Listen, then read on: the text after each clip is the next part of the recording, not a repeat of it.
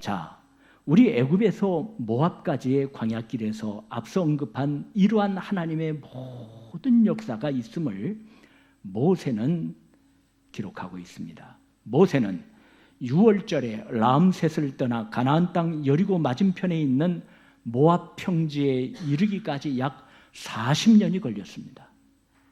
그 안에 수많은 일들, 괴로운 사건, 좋은 일들, 그리고 감당하기 버거운 일들이 많았습니다. 그리고 40여 번 진을 옮겨 쳤습니다. 이것을 모세는요 하나하나 기록하고 있습니다. 찾아보실까요? 민수기 33장입니다.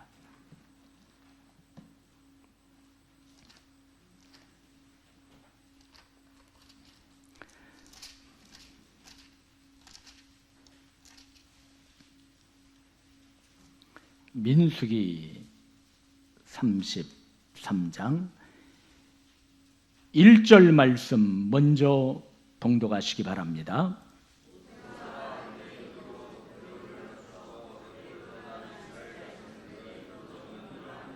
자, 모세와 아론의 인도로 대오를 갖추어 전투 대형이죠.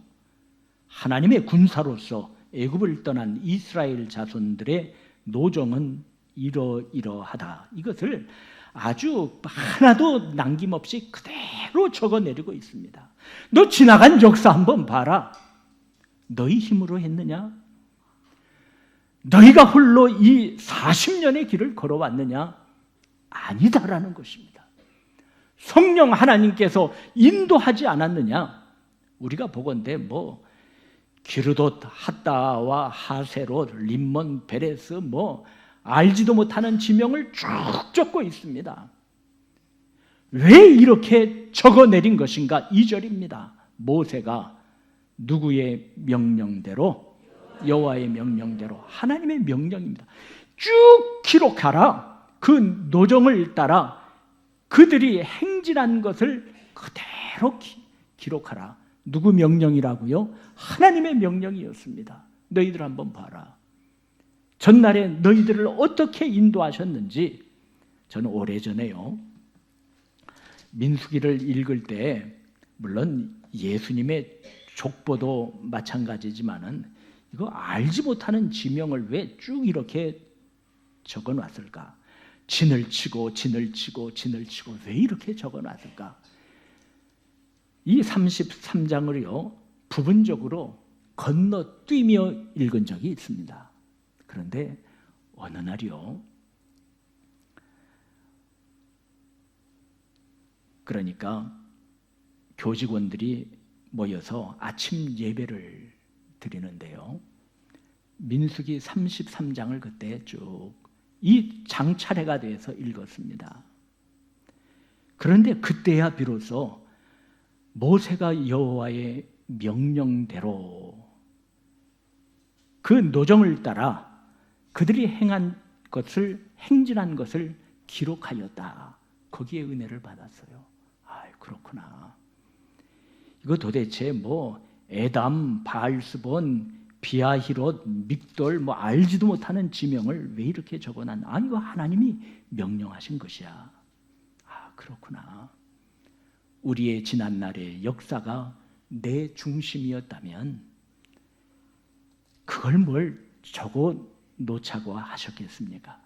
성령 하나님이 함께 하셔서 너희의 모든 길을 이러이러하게 인도하시고 역사하신 것 아니냐. 하나님은 그것을 잊지 않기를 원하셨지 않겠습니까? 그래서 별로 즐겁게 읽지 않는 이 말씀을요 오래도록 상고한 적이 있습니다. 그 안에 수많은 일들, 괴로운 사건, 감당하기 버거운 것들. 앞으로 이스라엘 백성들은 이 하나님의 말씀을 읽을 때마다 그들의 조상들이 어떠한 길을 갔는지, 하나님이 그들을 어떻게 인도하셨는지, 아니 오늘을 사는 저와 여러분의 삶 가운데 우리 한번 어렸을 때부터 지금까지 한번 생각해 보자는 것입니다. 사람은요, 반추하는 것이, 되새김질하는 것이 좋은 경우도 있고요, 되새김을 하는 것이 사람을 우울하게 만들 때도 있지만은, 그러나 하나님 안에서 한번 우리가 반추하는 것은요, 크신 은혜가 아니겠습니까? 모세는 람셋을 떠나 모압 평지에 이르기까지 지친 것을 그대로 기록하고 있습니다. 아마 이스라엘 백성들은 또 우리의 지난날 우리가 하나님 앞에서 생각해 볼 때 우리의 순간순간이 우연인 것이 하나도 없는 줄로 믿습니다. 하나님이 인도하셨다는 것입니다. 그러면 민수기 33장 1절로 49절을 봉독하면서 여기까지의 우리의 사명의 여정 가운데 이끄시고 함께하시고 인도하시는 하나님의 손길을 되새겨 봅시다. 교도가는 가운데 성령 하나님께서 저와 여러분에게 충만히 임재하실 줄로 믿습니다. 1절 말씀 봉독하세요.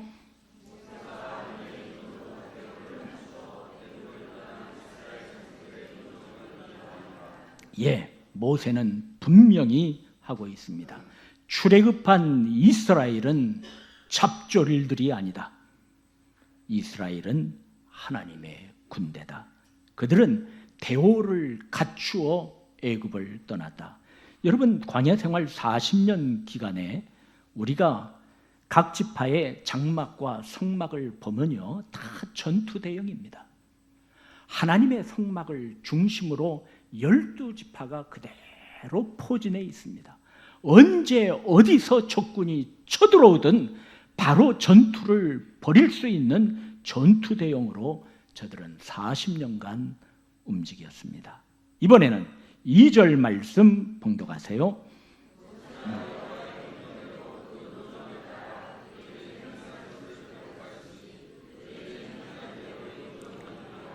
여러 지명이 나오는 것, 지금은 그 지명이 도대체 어디인가 추정하기도 불가한 지명도 있습니다. 전진하다가 천막을 치고 머물렀고 다시 천막을 거두어 이동한 것, 하나님께서 이것을 기록하게 하셨다. 그 이유는 함께 하시는 하나님의 일하심을 잊지 않게 하시기 위하여 기록하셨다라는 것입니다. 3절 말씀,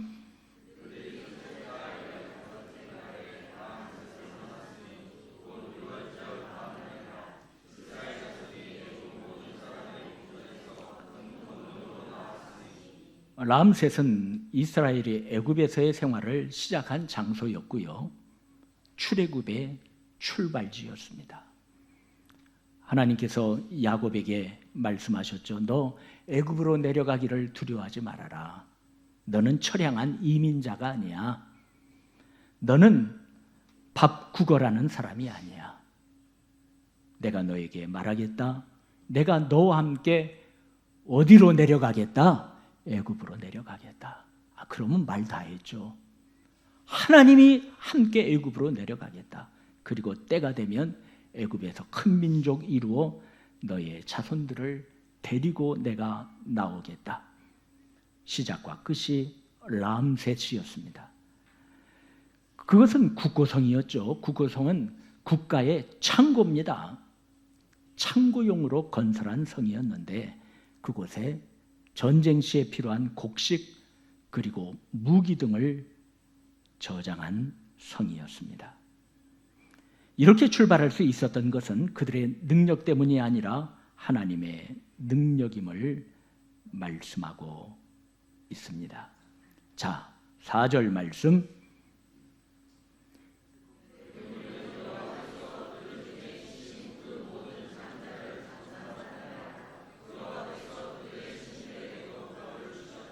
자, 6월절 사건입니다.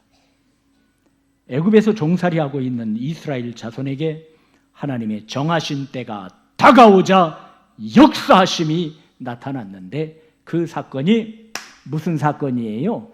6월절 사건입니다. 강팍해진 바로의 마음, 학대와 절망적 상황 속에서 하나님은 여호와의 유월절로 애굽 왕 바로의 권세를 꺾으시고 그 우상들을 벌하에 버리시고 이스라엘 자손을 구원하셨습니다. 유월절이 있기 전에 애굽 땅에 10가지 재앙이 쏟아졌죠. 물이 피가 되고 개구리가 올라오고 티끌이 이가 되고 파리가 가득하고 가축이 죽고 악성 종기가 나고 우박이 내리고 메뚜기가 땅을 덮었고 흑암이 땅에 있었고 처음 난 것들을 다 쳐버렸습니다.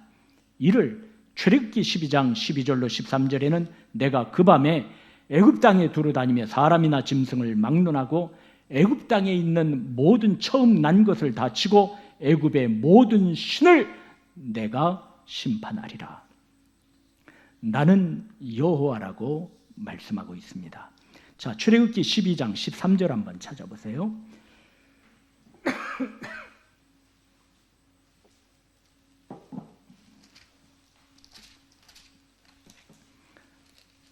(13절) 말씀 다 함께 봉독하시기 바랍니다.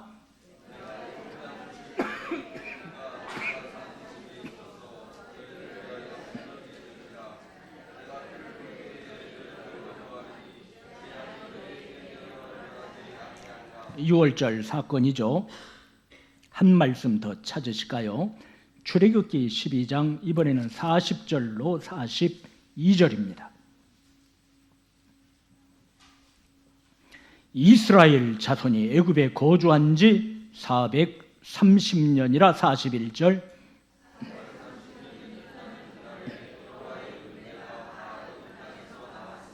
성서 기자는 노예들이 애굽에서 나왔다 그렇게 기록하지 않습니다. 현실적으로 역사적으로 그대로 기록한다면 애굽에 노예 생활을 하고 있던 이스라엘의 노예들이 애굽 땅에서 해방되었다 그렇게 기록할 법하지만은 성서 기자는 그날에 여호와의 무엇이 군대라 대오를 따라 나왔다는 것이죠. 42절 다 같이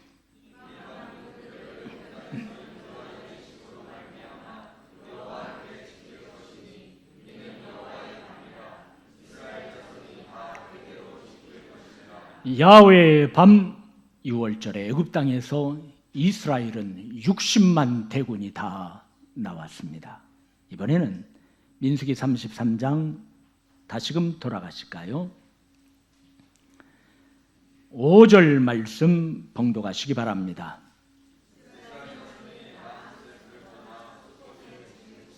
드디어 이스라엘 자손은 람셋을 출발해서 최초로 진을 숫곳에 치고 있습니다. 홍해를 건너기 전 잠깐 머문 장소가 되겠습니다. 6절 7절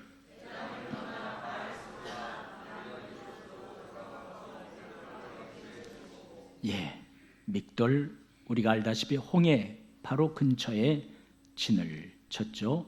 8절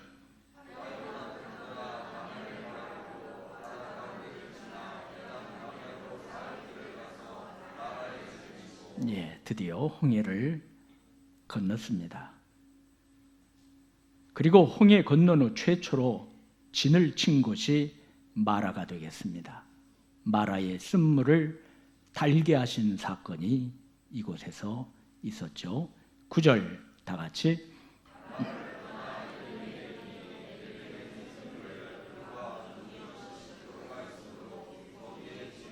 쉼을 얻은 곳 엘림이죠. 10절 11절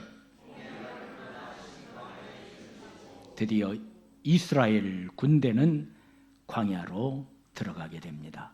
팔레스틴 최남단 지역이 신광야입니다. 12절 13절 14절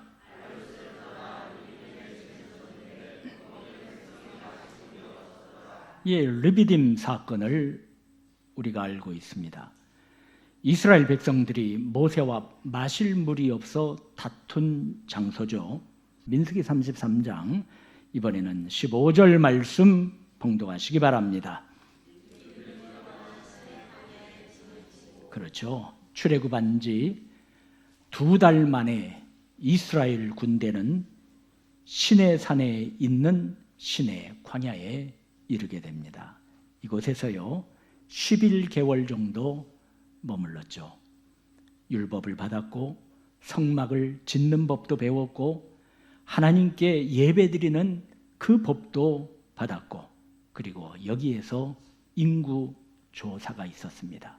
이러한 것이 11달 동안 계속 되었습니다. 16절 봉독하실까요? 기브롯-핫다 탐욕의 무덤입니다. 이스라엘 백성들이 욕심을 부려서 만나에 만족하지 아니하고 메추라기 주십시오. 메추라기 주었더니 그래도 그 탐욕이 땅에 꺼지지 않아서 거기에서 징벌을 받게 됩니다. 자, 17절 다 같이. 가장 가까웠던 그의 형 아론과 누이 미리암이 자기 자신을 비난하였습니다. 이것은요 그의 리더십이 왔다 갔다 했어요. 여러분 한번 생각해 보세요. 먼 사람이 우리를 비난하면요 저 풍문이야 소문이야 이렇게 할 수 있지 않습니까? 그런데 가장 가까운 식구들이요 자기를 비난하면요 그거 사실인 것 같네. 가장 가까운 사람도 저러네. 모세가 우리를 영도할 수 있는 자격이 있는 거야. 리더십이 흔들흔들 거린 일이 하세롯에서 있었습니다. 아론과 미리암이 구스 여자를 취한 모세를 비난한 것이었습니다. 그리고 그들은 하나님이 왜 모세와만 일하시냐? 우리도 할 수 있다. 우리도 할 수 있다. 왜 이스라엘은 모세만을 따라야 되느냐? 우리도 할 수 있어. 우리도 하나님이 함께해. 그의 리더십을 흔들흔들게 말한 사건이고요. 그리고 그 사건은 가장 개인적인 일로 인해서 형제가 자기를 비난한 힘겨운 곳이었습니다. 이곳이 하세롯이었습니다. 자, 18절 다 같이. 린마, 가데스와 동일 지명이로 추측하기도 하죠. 대사건이었습니다. 이스라엘 백성들이 반란을 일으켰습니다. 그것은 12명의 정탐꾼 사건이었습니다. 여호수아와 갈렙을 제외한 10명의 불신앙의 보고를 들은 이스라엘 백성들은 다 반역에 동참했습니다. 특별히 1세대들은 모세를 죽이려까지 하고 있습니다. 이 사건은 출애굽한 지 2년이 지난 다음에 일어난 사건이었습니다. 그러니까 이 모세도요 별의별 일을 다 겪었어요. 정말 자기가 겪어야 할 것, 인생이 겪어야 할 것은 다 겪었습니다. 하나님께 반역이 일어나고 그때 하나님께서는 정탐한 날수 하루를 몇 년으로 쳐서 1년으로 쳐서 백성들은 40년간 광야에서 방황하여야 할 것이다. 거기에 동참한 1세대들은 다 광야에서 여호수아와 갈렙을 제외하고 쓰러질 것이다. 이렇게 하나님께서는 선언하셨습니다.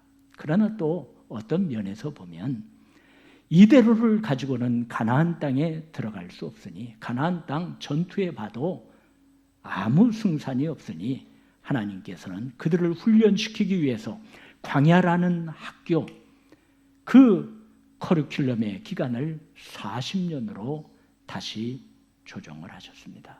이 사건이 림마에서 일어난 사건이었습니다. 그 다음 19절 20절 21절 22절 23절 24절.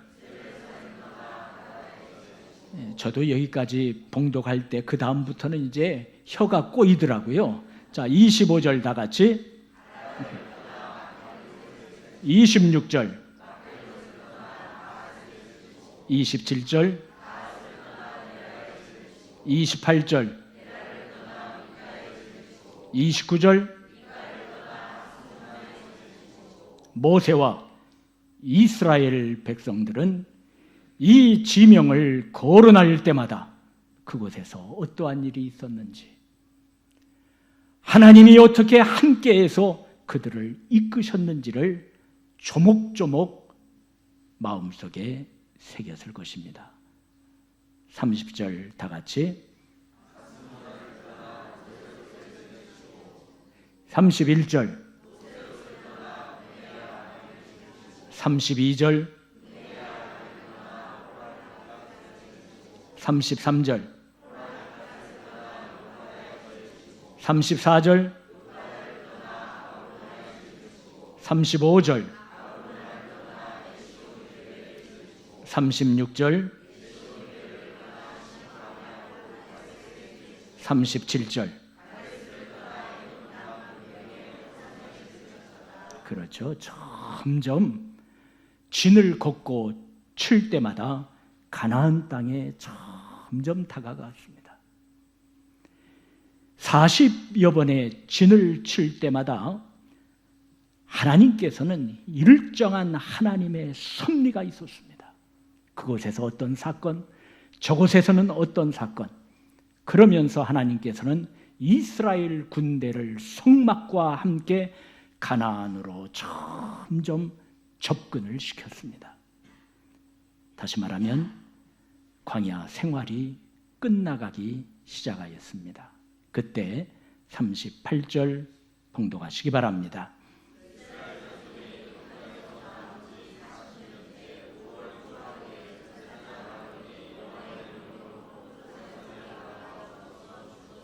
한 시대가 지고 있습니다. 람셋을 출발한 지 40년째 5월 초하루에 제사장 아론은 호르산에서 죽게 되었습니다. 39절 다 같이.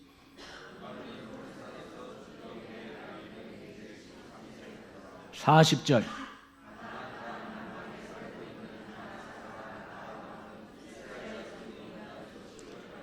그렇죠. 모세는 광야 40년에 이스라엘 백성들을 이끈 것만이 아니라 가나안 정복 전쟁 전에 가장 큰 장애물을 없이 하는 전투를 다 치렀습니다.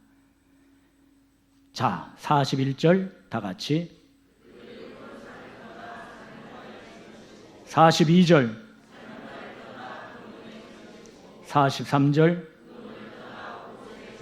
44절, 45절, 46절, 47절, 48절,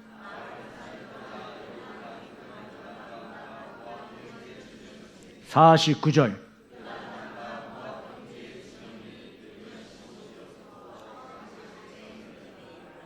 모세의 시대가 이제 끝나가고 있습니다. 그들은 다시금 가나안을 정복할 전투 대용으로 요단강가 모압 평지의 진영 베디어 시못에 그리고 아벨 시딤에 이르게 되었습니다. 이때까지 왜 이러한 것을 하나님께서는 기록하셨을까? 왜 모세를 통하여 기록하게 하셨을까? 하나님은 함께 하셔서 너희를 보호하시고 마침내 가나안 땅을 눈앞에 둔 모압 평지까지 이르게 하셨다는 것입니다. 사랑하는 여러분, 저나 여러분이나 지난 날 기억하고 싶은 사건들이 있습니다. 그렇죠. 그러나 내 기억 속에 지워버리고 싶은 사건도 있습니다. 여러분 어때요? 저도요. 전날에 이러이러한 것은 정말 끔찍하고 더럽고 정말 이건 기억하지 않을 사건이야. 흑역사야. 지워버리고 싶은 사건도 있었습니다. 하나님께서는 모세에게 40여 번 진을 친 것을 그대로 기록하게 하셨습니다. 지워버리지 않았습니다. 왜? 너희는 어떤지 모르겠지만은 나는 너희와 어떻게 하였다는 거예요? 함께 하였다는 것입니다. 나는 너희와 함께 하였어. 뜻없는 것이 없었어. 나는 너희와 항상 임마누엘하였어. 이 모든 40년의 여정을 하나님께서 직접 책임져 주셨다는 것을 후세에 알리고 싶으셨던 것입니다. 사랑하는 여러분, 우리 하나님과 동행합시다. 하나님이 계신 것과 자기를 찾는 자에게 상 주시는 분이심을 믿고 임마누엘 전진합시다.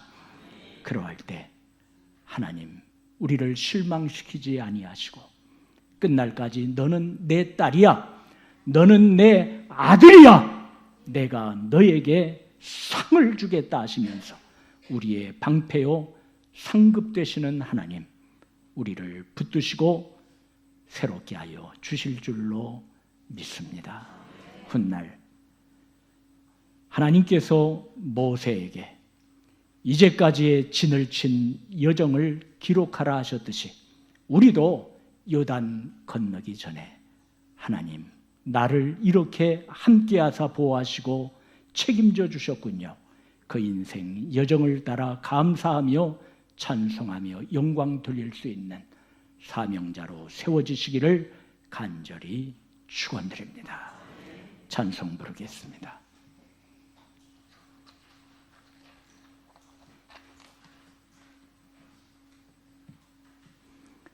찬송가 440장입니다.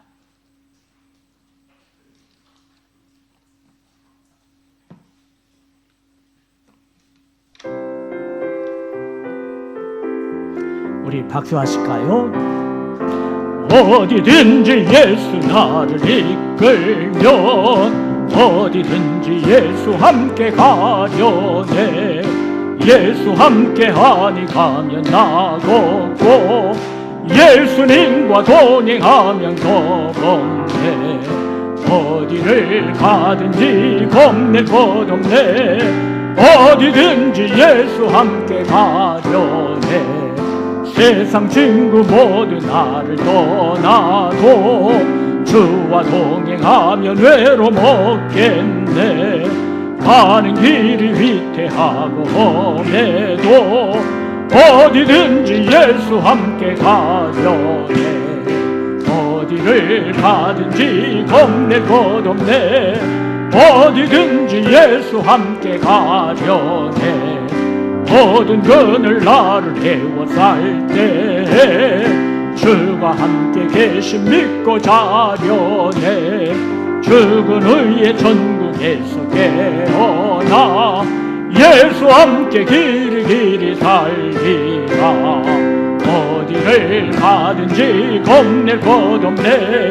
어디든지 예수 함께 가. 1절만 어디든지 예수 나를 이끌며 어디든지 예수 함께 가려네. 예수 함께 하니 가면 나고고 예수님과 동행하면 겁없네. 어디를 가든지 겁낼 것 없네. 어디든지 예수 함께 가려네.